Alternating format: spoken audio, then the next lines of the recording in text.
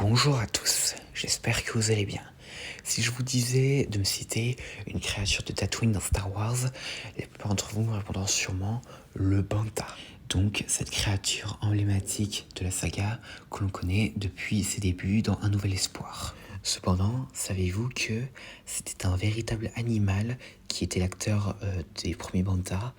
Eh bien, c'est ce que nous allons voir aujourd'hui avec l'histoire de Margie, une éléphante d'Asie qui jouait les Banta.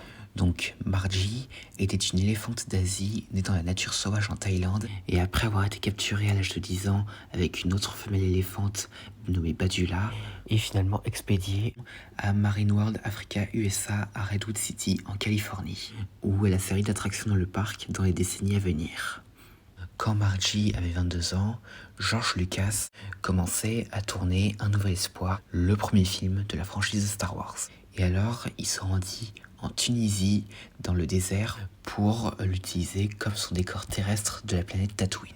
Et cependant, pour animer ces créatures, les Banta, il décida d'utiliser un véritable animal et choisit un éléphant.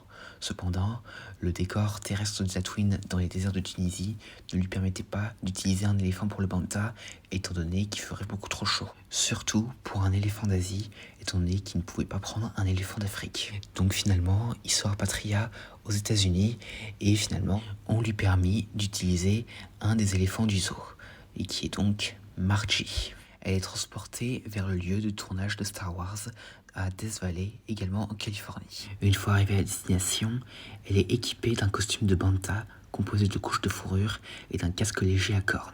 Même si Margie était une éléphante bien dressée, elle avait du mal à s'adapter à son costume, essayant souvent de l'enlever pendant que les caméras tournaient. Et puisque les cinéastes n'avaient l'autorisation que d'utiliser un seul éléphant en costume de Banta, la scène où Luke Skywalker repère deux Banta côte à côte a été réalisée grâce à la composition optique.